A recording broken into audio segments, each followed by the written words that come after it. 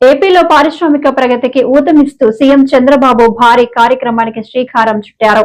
ప్రకాశం జిల్లా కనగిరిలోని పెదయిర్లపాడులో ఏర్పాటు చేసిన ఎంఎస్ఎంఈ పార్కును ఆయన ప్రారంభించారు. సందర్భంగా రాష్ట్ర వ్యాప్తంగా 17 జిల్లాల్లో ఏర్పాటు చేస్తున్న 50 ఎంఎస్ఎంఈ పార్కులకు వర్చువల్ గా ప్రారంభోత్సవాలు శంకుస్థాపన చేశారు. 7వ తరగతి నుంచి అక్కడి నుంచి ఆలోచనలే మారుతూ ఉంటాయి. అందుకనే మిమ్మల్ని అందరినీ కూడా ప్రభుత్వంలో భాగస్వాములు చేయాలనుకుంటున్నాను.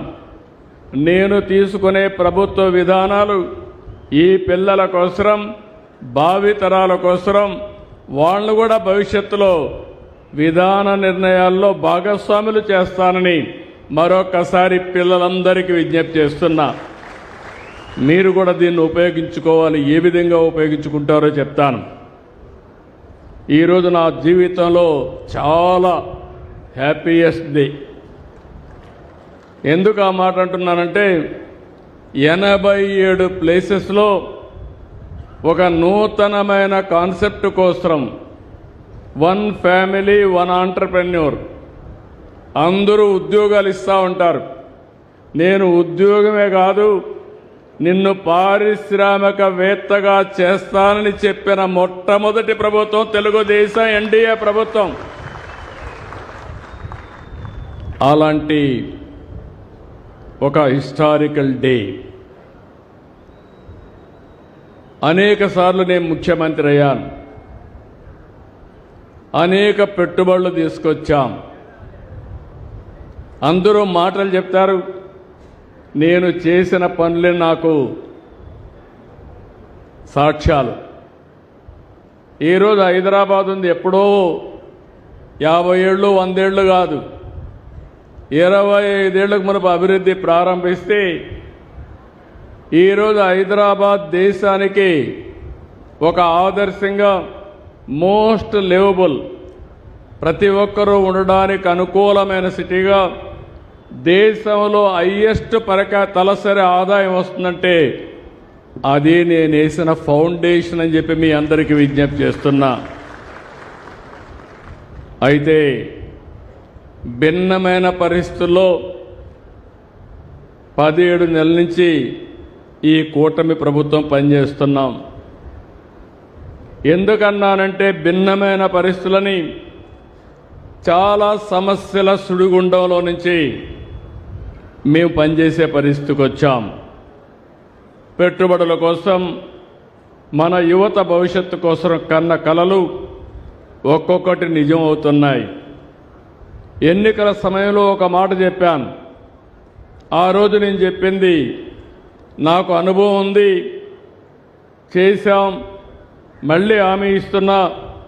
సమిక్షేమం, అభివృద్ధి, సుపరిపాలనతో ఏపీ బ్రాండ్ని మళ్ళీ బిల్డప్ చేస్తానని నేను ఆ రోజు చాలా స్పష్టంగా చెప్పాను. అది ఇప్పటికి కూడా మీకు జ్ఞాపకం ఉంటుంది. ఇంకొక పక్క పెట్టుబడులు తెచ్చి 20 లక్షల మందికి ఉద్యోగాలు ఇస్తామన్నాం. 20 లక్షల మందికి ఉద్యోగాలంటే చాలామంది అవహేళన చేశారు. ఆ దిశగా ఈరోజు మనం ముందుకు పోయే పరిస్థితికి వచ్చింది. ఈ రోజు నుంచి మీరు చూస్తే ఇప్పటికే చాలా వేసాం, ఫౌండేషన్లు వేసాం, ప్రారంభాలు చేసే పరిస్థితికి వచ్చాం. ఈ వారం అంతా కూడా రాష్ట్రం మొత్తం పెట్టుబడుల వెల్లువ, పండగ వాతావరణంలో ఇనాగరేషన్లు, ఫౌండేషన్లు వేసుకుంటున్నాం. అయితే ఒక్కొక్కసారి గతాన్ని గురించి ఆలోచించకపోతే భవిష్యత్తుకు ప్రణాళికలు వేసుకోలేం. గత పాలకుల విధ్వంస విధానాలతో పరిశ్రమలు మూతబడ్డాయి, పారిశ్రామికవేత్తలు పారిపోయారు. అంతేకాదు, మా తమ్ముడు అరుస్తున్నాడు.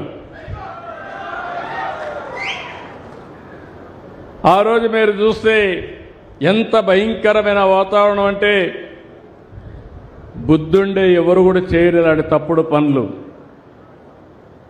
కావాలని చెప్పి కరెంటు ఉత్పత్తి చేసే సోలారు కంపెనీలు ఎంఓయూలు చేశాం.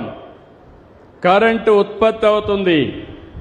కరెంటు ఉత్పత్తి తీసుకోకుండా వాళ్ళవన్నీ క్లోజ్ చేయమన్నాడు. కరెంటు క్లోజ్ చేయలేరు, ఎందుకంటే ఎండకు వచ్చే కరెంటు వాడుకోకపోతే నష్టం. గవర్నమెంట్కి ఒక ఆబ్లిగేషన్ ఉంది.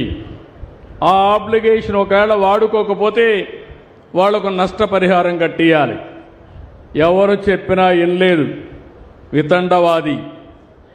వినకపోతే ఏమైందని మీరు ఆలోచిస్తే కోర్టు మొట్టిక్కాయలేసి ఇందులో ఏమీ జరగలేదు, నువ్వు తప్పుడు నిర్ణయాలు చేస్తున్నావు, నువ్వు వాళ్ళందరికీ కాంపన్సేషన్ కట్టేయాలని కరెంటు వాడుకోకుండా పారిశ్రామికవేత్తలకు 9,000 కోట్ల రూపాయలు మీరు కట్టిన పన్నులు వాళ్ళకి పే చేసే పరిస్థితికి వచ్చాడు. అంటే 9,000 కోట్లంటే కనీసం మా ఆడబిడ్డలకు ఇంటికి ఒక 10,000 ఇచ్చుంటే ఎంత ఆనందంగా ఉండేవాళ్ళో మీరే ఆలోచించుకోవాలి. ఇది ఒక ఉదాహరణ మాత్రం. ఇలాంటి ఉదాహరణలు 1-2 కాదు. ఏదైతే ప్రజావేదిక కూల్చడంలో ప్రారంభించిన విధ్వంసం రాష్ట్రమంతా కూడా కొనసాగే పరిస్థితికి వచ్చింది. దాంతో ఈరోజు ఆదాయ వనరులు లేకుండా రాష్ట్రం అన్ని విధాల సంక్షోభంలో చిక్కుకుపోయింది. ఈరోజు మీరు చూస్తే నాకు అనుభవం ఉంది. అన్నీ తెలిసిన డాక్టర్ని, నాకే నాడి అంతుపట్టలేదు. మీరు ఆ విషయం గుర్తుపెట్టుకోవాలి. అంటే అన్ని రోగాలతో రాష్ట్రాన్ని ఎక్కడికక్కడ భ్రష్టు పట్టించే పరిస్థితికి వచ్చారు. ఇప్పటికి కూడా మీరు అనుకుంటారు అన్నీ అయిపోతున్నాయని.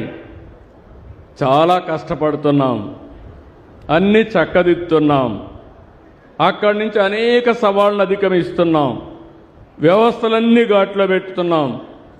మళ్ళీ మనం వచ్చాం కాబట్టి ప్రపంచంలో అందరికీ నమ్మకం వచ్చింది.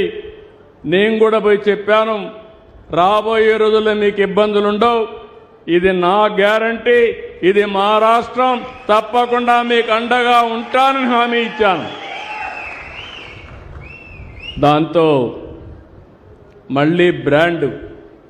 ఒకప్పుడు ఏపీ అంటే